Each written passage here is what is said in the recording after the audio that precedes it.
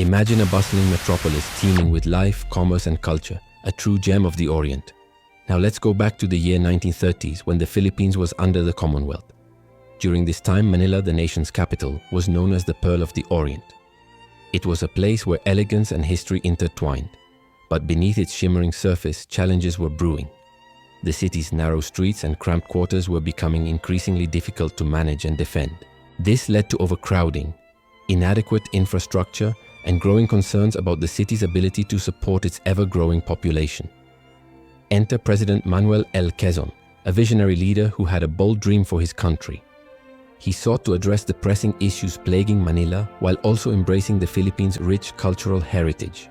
Among his grandest visions was the establishment of a new capital city, a city that would embody the spirit of a new Philippines, a city that would come to be known as Quezon City. He delved into the intricate planning and design process that went into building this modern metropolis and explored the challenges and setbacks that threatened to derail its progress. Quezon City evolved from a well-conceived plan to the bustling urban center we know today, and learn about the factors that ultimately led to it not becoming the Philippines' official capital. Through it all, gain insight into the enduring legacy of Quezon City and its significance in Philippine history. The creation of Quezon City, the capital that never was. As the years passed, Manila's problems only seemed to grow worse. Its narrow streets became increasingly congested, and its aging infrastructure struggled to keep up with the demands of a growing population. Moreover, the threat of foreign invasion loomed large, and the city's vulnerability was evident. Realizing that a solution was desperately needed, President Manuel L turned his attention to the surrounding areas in search of an alternative location for the capital. One particular region that caught his eye was the hilly terrain north of Manila known as the Sierra Madre mountain range. Quezon believed that this area possessed the potential to become a modern and progressive city capable of meeting the needs of the nation. With this vision in mind, he initiated a series of meetings with prominent figures including members of his cabinet, urban planners and architects to discuss the feasibility of establishing a new capital in the Sierra Madre region. During these brainstorming sessions, they explored various locations and eventually settled on a sprawling expanse of land near the town of Diliman. Quezon envisioned this new city as a symbol of the Philippines' bright future, a beacon of progress and prosperity in the heart of the Sierra Madre mountain range. Excited by the prospect of creating a modern metropolis, Quezon City began to take shape. The first step was to acquire the necessary land for the project. President Quezon signed a law in 1938 that created a commission tasked with purchasing the needed land from private landowners. The commission faced numerous challenges, including negotiating fair prices and dealing with landowners who were reluctant to sell their property. However, they persevered and eventually acquired a vast tract of land covering approximately 7,000 hectares. Once the land was secured, the real work began. A team of architects and urban planners led by the esteemed Filipino architect Juan Nakpil and the American urban planner Harry Frost set about designing the city of the future. Their vision was nothing short of spectacular, a city that would rival the most modern cities in the world.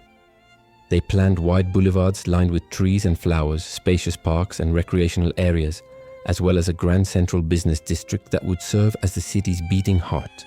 At the center of it all, they envisioned a majestic presidential palace that would become the seat of government.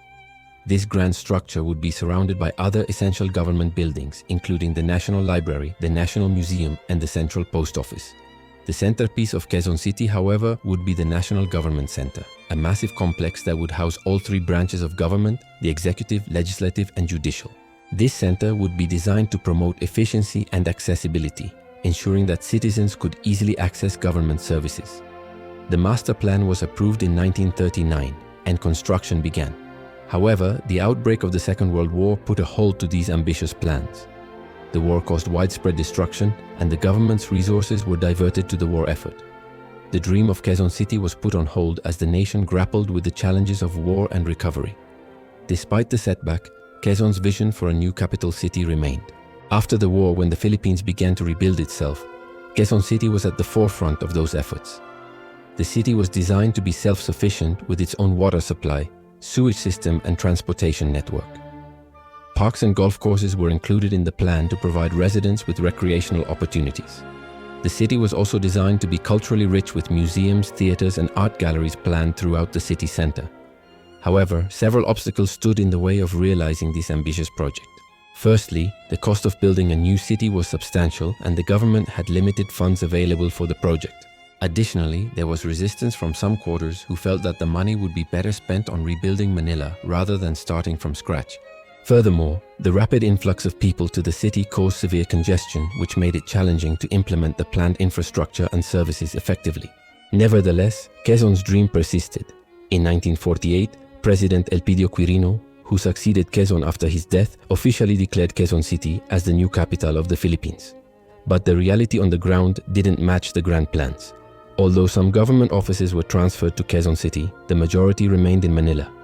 The lack of funding, opposition from various groups, and the ongoing challenges in Manila made it difficult to fully implement the city's plan.